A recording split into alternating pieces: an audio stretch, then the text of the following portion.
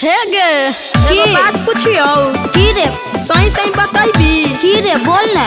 हे गे आजकल वीडियो न बनैते हती गे वो हमर परीक्षा चलत है। हां हमरा सब समझ में आवत है कि तू वीडियो काहे न बनावे थी। ओरिजिनल बात कहियो। अरे कोची तू ओरिजिनल बात कहबी रे कहे ना।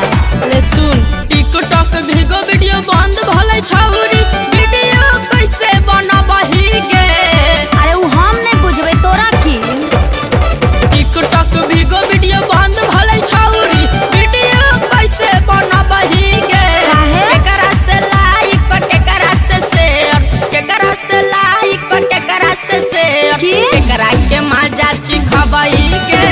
केकरा से लाइक केकरा से शेयर केकरा के मजा चिखबई गे।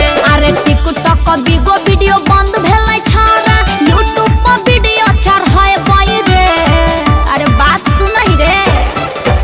अरे टिकटॉक बिगो वीडियो बंद भेलै छौरा यूट्यूब पर वीडियो चढ़ाबै रे। छोटे छोटे कपड़ा पहिन के हम छोटे छोटे कपड़ा पहिन के हम सबका के मजा चिखबै रे। छोटे छोटे कपड़ा पहिन के हम सबका के मजा चिखबै रे।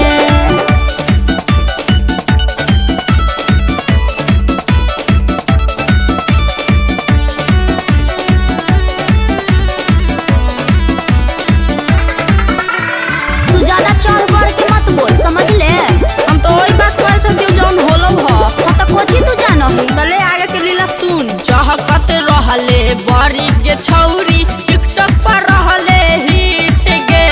किसिम किसिम के कपड़ा पहिन के रहले बनल बड़ी फिट गे। अरे तो तोरा का दिक्कत हो रे। अरे पवन खेसारी के गाना बजाबै करबै खूबे डांस रे। व्यूवर बढ़ाई के पैसा कमाबै करबै खूबे रोमांस रे। पोस्टर पर नंबर भेज भेज के लइका खूबे पटाबै रे।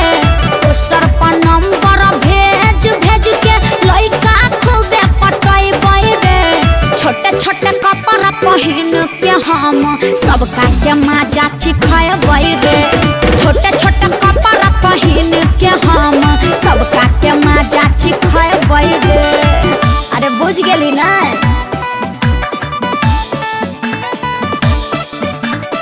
अच्छा तू सब बात जानिए गेल तो एगो हेल्प न कर देबी रे।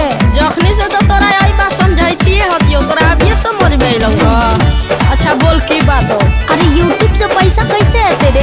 हाँ तो सुन यूट्यूब चालीसा शाखा के बतिया मान ले छौरी ना तो खूबे पचतई बेगे।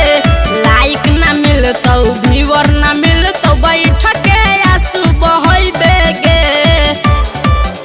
हाँ तो सुन ले। तोरा जैसन लड़का रे छोरा रखनी आगे पीछे रे। केहू के ऊपर केहू के नीचे केहू के रखनी बीचे रे। आय अंकिता गोल्ड के गाना बजा के वीडियो खूबे बनाबै रे। छोटे छोटे कपड़ा पहिन के हम सबका के मजा चिखबै रे। छोटे छोटे कपड़ा पहिन के हम सबका के मजा चिखबै रे। अरे तब तो हमर काम बनिए जैतै।